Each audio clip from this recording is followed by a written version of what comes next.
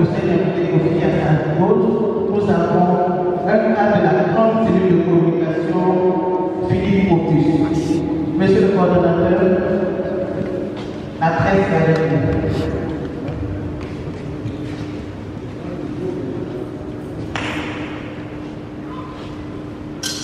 Merci, Namazou. Je voudrais d'abord signaler que chaque fois que nous faisons une conférence ici, les internautes se plaignent des dépôts de la salle. Ils n'arrivent pas à bien recevoir. Donc, il faut que nous, techniciens de solo, réussissent à voir comment on peut gérer ce projet. En cas, il se plaignent et certains ont servi personnellement par les écrits pour nous faire cette état de situation. Je voulais donc, avant de commencer, vous adresser la salutation du président de la République qui m'a reçu, ensemble avec le professeur Yanté, de parler d'un problème important qui est tout ce qui est lié à la poursuite électorale de l'État actuellement. Nous avons eu une longue séance de travail le samedi. Nous avons même terminé par regarder l'image des éléments qu'on a mis ensemble. Et il est très saisi de ce dossier et il suit ça de près. C'est pourquoi il a souhaité que je vienne assister, en fait, le président du professeur Yanté, qui est le responsable de ce dossier, pour en parler et échanger avec vous. Nous voulons donc remercier de nous son côté, d'être à nos côtés chaque fois. Et surtout, remercier mes collègues députés qui, par solidarité, ont toujours été présents en nombre significatif. Nous savons qu'aujourd'hui, ils sont tous sur le terrain pour les installations des équipes de campagne. Mais ils ont distrait leur temps pour venir nous assister. D'abord parce que c'était un intérêt national, mais aussi ça nous préoccupe tous. Les interventions doivent se faire propos liminaires et ouvrir le débat pour que le professeur et moi, nous puissions donner les détails de ce qui a été révélé comme une partie des irrégularités parce que et surtout les échanges que nous avons eu avec la CEI pour essayer de voir comment on peut corriger ces erreurs et ces anomalies. Mesdames et messieurs, la presse peut échanger essentiellement sur les questions relatives à l'organisation des prochaines élections locales. Nous aborderons, si le temps nous permet, un deuxième point de notre exposé de l'actualité nationale, qui n'est pas en fait le principal auquel nous sommes. Mesdames et messieurs, en prélude aux élections locales à venir, la Commission électorale indépendante, CEI, a organisé le 19 novembre au 20 décembre 2022, sur toute l'étendue du territoire national, la révision de la liste électorale. Au terme de cette opération, le PDCI-RDA avait produit en décembre 2022 une déclaration comprenant 4 constats majeurs suivis de 6 recommandations. Dans 2020, comme je l'ai noté sur le dessus, on était à 5 500 035 électeurs et en 2023, on arrive à 8 16 796 électeurs, soit un taux d'approximativement de 6,96%. Le nouveau taux, les nouveaux inscrits sur la liste de 2023 donnent la typologie suivante. Les hommes sont 4 130 371 électeurs, les femmes 3 856 425 électeurs.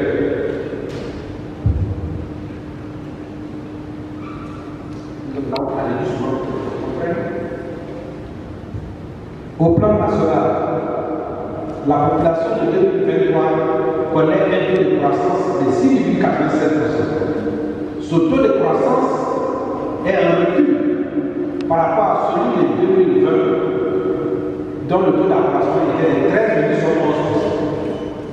Cependant, sur la liste électorale de 2023, on constate une croissance exponentielle des inscrits sur la liste électorale dans certaines zones du pays. Ainsi, sur 25 régions, enregistrant le taux de croissance le plus élevé, 17 premières connaissent un taux d'accroissement variant de 156% à 30%. C'est-à-dire que le taux était de 6,87% taux d'accroissement de la population, alors que dans certaines zones, on obtient des taux de croissance de 156% jusqu'à 30%.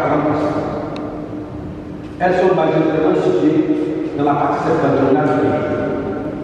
Par contre, on note l'évolution des populations électorales ayant des taux de croissance les plus faibles dans le sud. Par exemple, à Diabé, le taux de croissance est de 1,5%, moins 1,5%. Ça veut dire qu'il y a une décroissance. À Cocody, moins 2%. À Marcory, moins 3%. Pendant le taux d'augmentation de 125%. On peut souligner les déplacements des lieux de vote d'une commune à une autre, ou à une sous-clôture, et inversement, qui se chiffre à 490 déplacements de lieux de vote.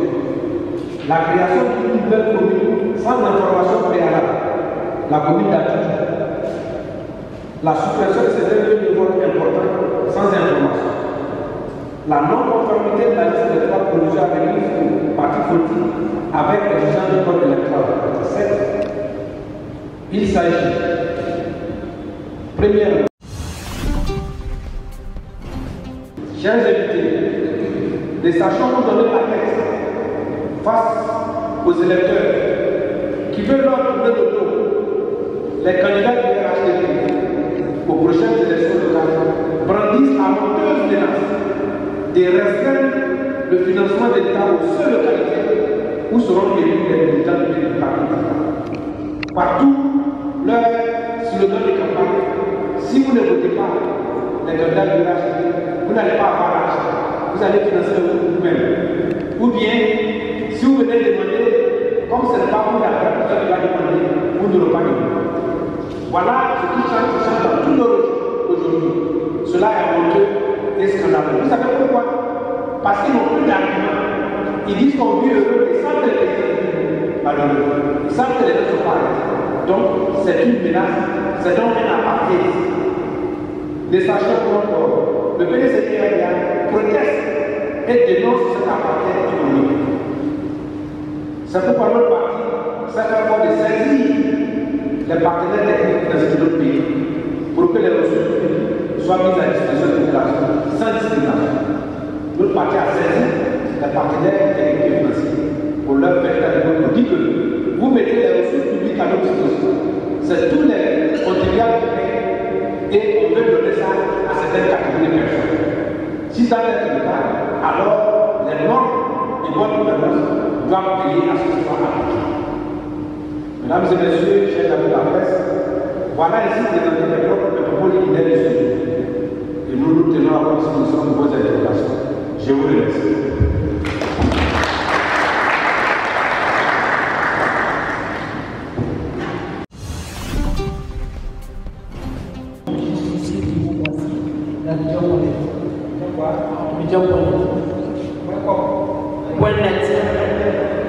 Alors tout à l'heure, dans votre propos liminaire, vous avez dénoncé quelques inégalités concernant la liste électorale. Nous sommes, comme l'a dit mon confrère, nous sommes à quelques mois des élections locales en Côte d'Ivoire. Si la seule oreille n'a pas corrigé cette erreur, est-ce que le PDC ira à cette élection? Et du journal, vous avez parlé d'un motif après sur la liste électorale. Nous sommes déjà à 3 mois. Est-ce que c'est faisable? Si on doit faire un motif de la liste électorale, est-ce que cela va nécessiter un report des élections? C'est quel organe? L'INTR.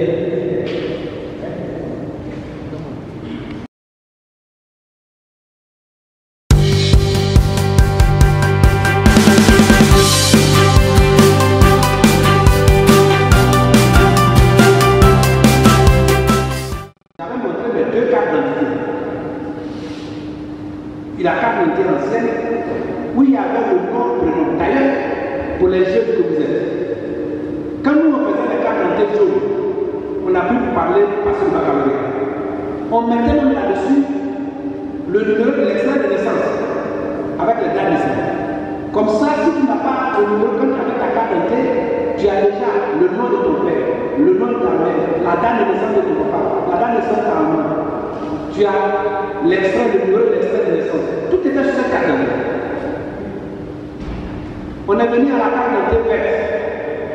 Au moins, ils ont gardé nom, prénom de maman. On est venu à l'autre. On vient faire une carte d'identité où on ne sait pas qui est dedans. Même nous-mêmes qui avons ces cartes d'identité. On ne sait même pas si le nom de nos papas et maman sont dans cette carte d'identité-là. Si c'est le même vrai nom ou non. Voilà les résultats. Voilà les résultats. Quand on parle, les gens croient qu'on est bon. On n'est pas bon quelqu'un. Nous avons eu la chance, nous autres, de naître dans ce pays, d'aller à l'école dans ce pays, de revenir à l'extérieur, de travailler dans ce pays, de vivre dans les villages, d'avoir grandi dans les villages, d'avoir vu des gens qui ont eu le bien, qui ont eu l'argent, qui ont marché sans partir dessus, et que grâce à la politique présidentielle, on est aujourd'hui titulaire des grands diplômes et on est là. On connaît le pays. C'est là la différence entre nous. Nous vivons dans ce monde-là. Mais il y a des gens qui sont venus comme des extraterrestres et ils pensent que ce monde-là est nouveau. Voilà les conséquences. Donc, on les a rencontrés, non seulement les acceptés, on les a rencontrés et on a redonné l'audit. Alors, cela va retarder les élections. Mais dans ce pays, on a passé 10 ans ici sans élection. Après des problèmes de crise. On a passé 10 ans sans élection. Députés ont eu la chance de faire 10 ans sans être réélus. Voilà. Pour des problèmes seulement liés aussi aux élections, aux conditions des élections. Si on doit décaler les élections de 3 mois, 4 mois, pourquoi on est la peine? Est-ce que ça ne vaut pas la peine? Pour le moment, on dit qu'on peut le faire sans qu'il y ait un changement de programme. Si on veut bien le faire. On peut le faire. Il s'agit simplement qu'on soit conscient qu'il y a des erreurs, qu'il y a des gestes de venir. C'est tout. C'est d'avoir une chose fiable de chez toi. La sœur disait qu'il y a certaines erreurs qui n'entachent pas la sincérité du scrutin. Mais cela, ils ont toujours été candidats. Si tu as été candidat dans ce pays, avec le pays honnête, où vous avez une liste qui vient, les photos là, on ne peut pas distinguer les photos qui passent sur la liste. On dit qu'il y a une machine biométrique. Les dernières élections se vont montrer. Une heure après, tout le monde est arrivé, les machines biométriques ne marchent pas. On appelle, on dit bon, comme les machines ne marchent pas, vous pouvez le faire sur la liste. Vous faites sur la liste. À la fin, on sait comment ça se passe. Si vous avez 50 personnes sur une liste et que 20 arrivent, à la fin, on peut avoir 50 personnes qui ont voté. La seule même a été victime, elle a dit, elle a donné des résultats avec des votants supérieurs aux inscrits. Les plus sur ça. Elle les a mis à voter. Mais comment ils peuvent donner des résultats dont les votants sont supérieurs aux inscrits? C'est parce qu'il y a une fraude quelque part. Et la fraude influence, impacte la sincérité du scrutin. Si vous êtes 50, vous êtes 500 sont dedans, pourquoi c'est bon? Mais pourquoi vous n'avez pas 50 personnes alors qu'il y a 20 km de vote? C'est comme ça que la fraude arrive. Et la fraude impacte la sincérité du scrutin. Donc nous pensons qu'il faut éviter. C'est un risque même d'avoir des gens qui ne doivent pas sur la liste qui est déposée comme une prise officielle pour faire des élections. Donc pour nous, le temps est important, mais la paix et la confiance sont encore plus importants que le temps, le décalage de quelques jours. Et d'ailleurs, si on veut le faire avec volonté, il n'y aura pas de décalage. Le bélier parle de l'intervention de l'évêque. Mais, comme je vous l'ai dit, nous sommes un parti de dialogue. Et depuis, nous les avons saisis, non pas maintenant, mais dès même le dialogue politique. Au cours du dialogue politique, tous ces problèmes ont été posés. Et nous avons remis, le professeur est là, avec le directeur du cabinet, ceux qui ont accompagné le président Nicolas Métier au palais présidentiel pour le dialogue politique. Ces problèmes ont été soulevés, y compris d'autres problèmes, y compris même des exclusions sur la liste, pour que ces problèmes soient posés à un niveau qu'on trouve une solution et qu'on puisse aller à l'audit de la liste électorale. Donc ça a été posé, saisi à un niveau. Et depuis la publication de la liste provisoire, nous avons saisi et nous avons demandé, comme je vous l'ai dit, les 15, le 12 et 15, on n'a pas fait que saisir, on a demandé une rencontre avec ce que vous avez quoi là. Et 2 séances de travail ont eu avec nous. Pour ce qui est de certaines anomalies, la CEI estime que ce sont des erreurs, on appelle ça des erreurs de synthèse. Mais en même temps, elle s'est dit incapable de les corriger, sauf s'il y a des choses. Comment on a dans une structure où on fait des erreurs de synthèse, vous-même, et vous voulez qu'une loi vienne vous autoriser à corriger ces erreurs de synthèse. Mais on est quand même dans un monde qui est différent de leur monde. Moi, je suis chargé de faire un travail. Je me rends compte qu'en saisissant le nom quasi-régulier, j'ai mis I au lieu de Y. Et j'ai dit, bon, comme j'ai mis Y, il faut que quelqu'un vienne me dire qu'il faut corriger. Ou bien I. Vous voyez? Mais à la fin, ce qui est important, ils ont reconnu qu'il y a ces irrégularités. Ils les ont reconnus. On dit non, il y a des noms mères qui ont les mêmes appellations. Donc c'est ce qui fait qu'on a plusieurs noms. Est-ce que c'est nous qui avons dit de faire une carte d'identité où il n'y a pas le nom de papa et maman dessus?